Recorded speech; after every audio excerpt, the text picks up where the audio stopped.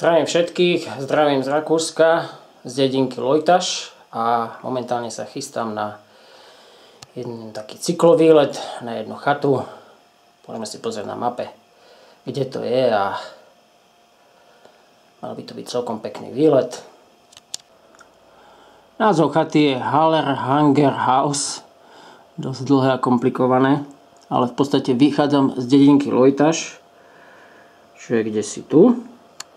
Potom idem takým údolím, mierne zvažujúcim sa do Mittenwaldu, to už je v Nemecku. Potom cez taký pekný lesík okolo potoka do dedinky Šárnic a odtiaľ údolím vo vysokohorskom prostredí kvázi až na chatu.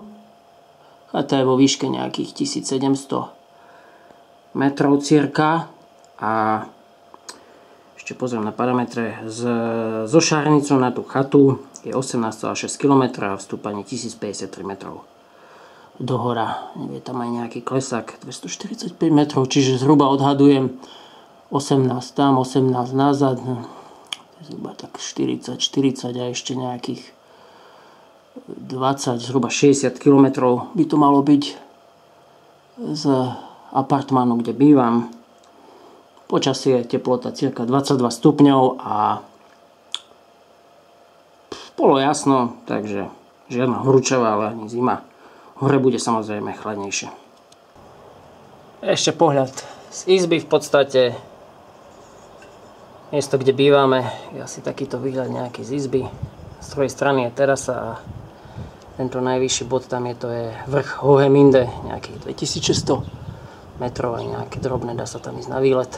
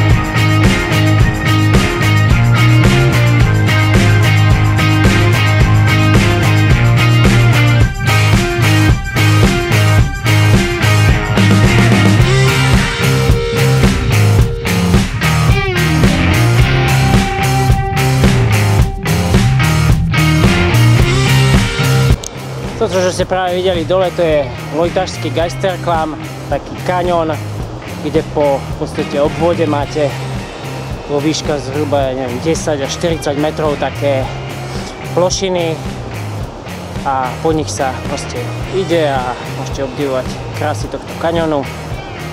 Je asi 7-10 km od Lojtašu a blízko nemeckých hraníc a vstup je zdarma, takže stojí za to sa tam pozrieť.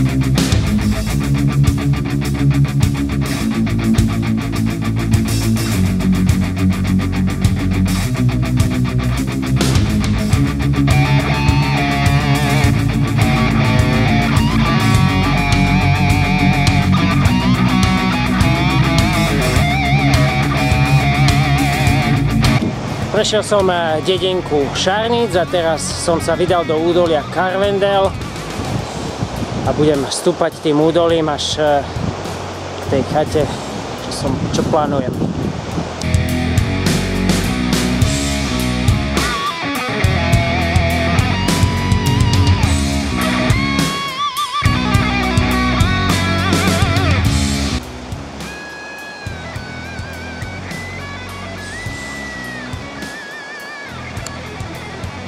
Naberám výšku a predo mnou sa otvárajú veľmi pekné výhľady. Krásny kaňón a Tyrkisová rieka v ňom.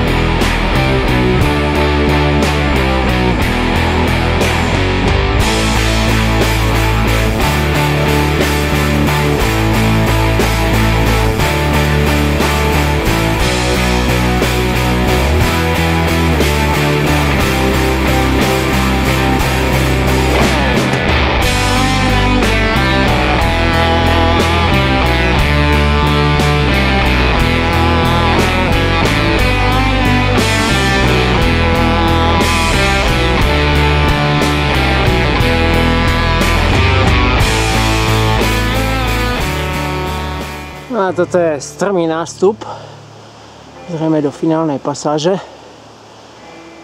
Uvidím, či to skúsim alebo nie.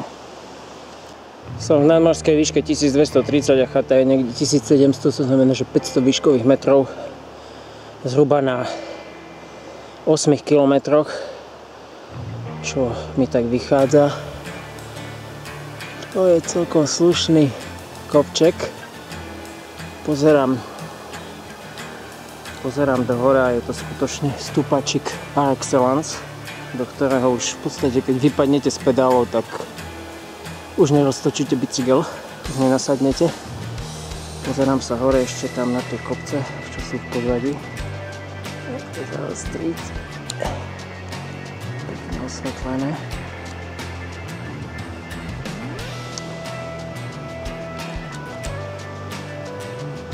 Vzhľadom na to, že je 7 hodín večer, tak musím v podstate mi bude trvať hodinu a pol, kým sa vrátim späť, tak pre dnešok to ukončím.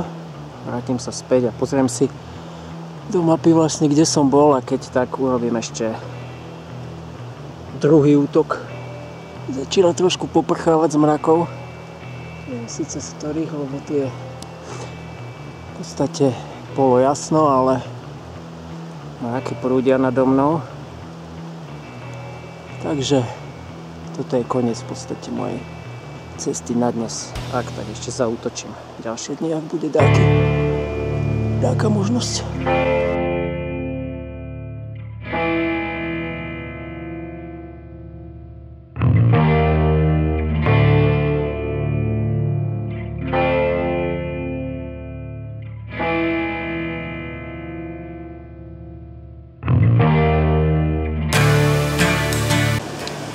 Vidieť, že ľudia tu prídu na bicykloch, tu si ich zamknú a potom ďalej hodinu a pol ešte idú na chatu, čo majú v podstate príjemný nástup údolím na bicykli okolo krásneho potoka a hodinu a pol potom ešte pešo na chatu prekonať cirka tých 500 výškových metrov. A je to pekný výlet, celodenný.